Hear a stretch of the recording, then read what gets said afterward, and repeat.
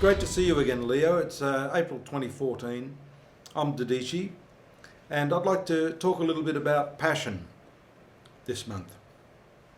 I usually like to introduce a theme for each star sign based upon some of the influences that I see occurring in the heavens. And I talk about this keyword passion for you because Mercury in the 8th house and some of the other planets there that we see later in the month, such as Venus, are going to activate this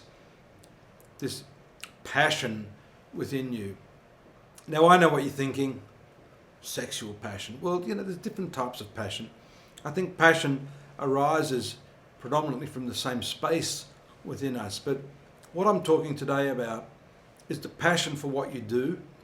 And we see there the aspect of Mercury to your career sector and to Saturn around the 3rd of April. Then Venus moving into the 8th house, this house of passion, around the 6th. And we see also that that planet Venus has some aspects to Jupiter on the 18th, favourable aspects I might add, and to Pluto, which is slowly moving through your 6th house of work. Now that can be a very transformative transit in itself, which is why I'm saying that often Pluto's action is to completely demolish even the things that we think we love to make way for a better state of affairs. Now, when you discover what it is you love to do, you might find a lot of this stuff falling away by natural attrition. Pluto's the planet of elimination.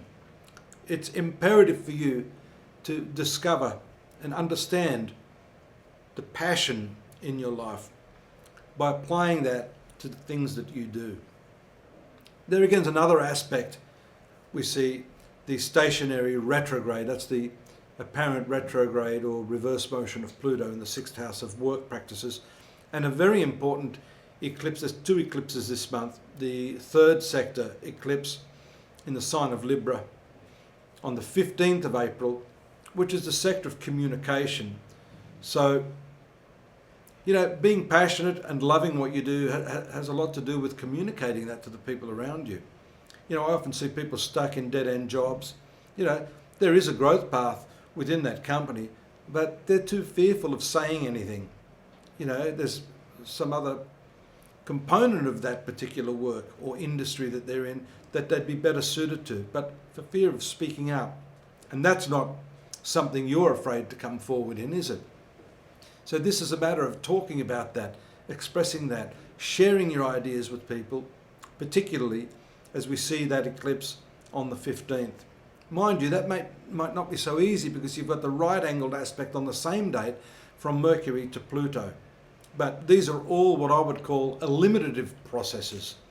Processes that, if not take away, rip away, demolish the prevailing trends and circumstances in your life to make way for a better set of circumstances that is going to allow you to feel that passion that we all so desperately want, don't we?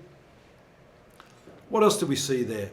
We see some additional aspects, mostly on balance, favourable, April 17, 18, Mercury and Venus in great aspect to the Sun and Jupiter. The 8th and 12th house aspects are interesting. These are very, very powerful spiritual aspects. And Venus for you, of course, is your career planet.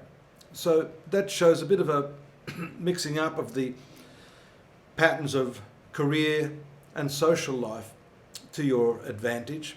And maybe, just maybe, this is a transit that can help instill a bit of confidence in you by giving you the pleasure that you want through the work that you do. If you can't exactly do what it is you love to do, it may be simply a matter of changing the approach to some of the jobs that you do. On the 20th, the Sun in any case moves to your 10th house of career, that sign of Taurus, and that's normally very, very elevating to one's career and brings with it some definite advantages professionally. That's followed by some hard aspects, such as Jupiter and Uranus there on the 20th, 21st and 22nd. These are all stemming from that 12th house area. Now what could happen here is that you could land yourself a better role better, because often we equate better with the financial rewards that we get, but spiritually are you rewarded? You've got to balance these two components of your life very strongly during this period of April 2014. Mars to Jupiter on the 23rd is in hard aspect. Again, Mars to Uranus on the 23rd. These are aspects that indicate caution in travelling with vehicles, with moving parts, electrical equipment. 3rd and 9th house have more to do with travels, so do be careful when you're driving, and don't drive too fast. Wear your seatbelt, and make sure you have your destination clearly in mind, so you're not getting lost and distracted. The final aspects of the month aren't too bad at all. Again, from that 8th house to the 4th house, Venus on the 25th. I like that aspect. That brings with it some, moments of intimacy with family members that can only help you if you feel good at home. What do they say, gentlemen, if you're watching this? Happy wife, happy life. The 10th house aspect of the Sun is important for you, particularly around the 29th, because it is also an eclipse.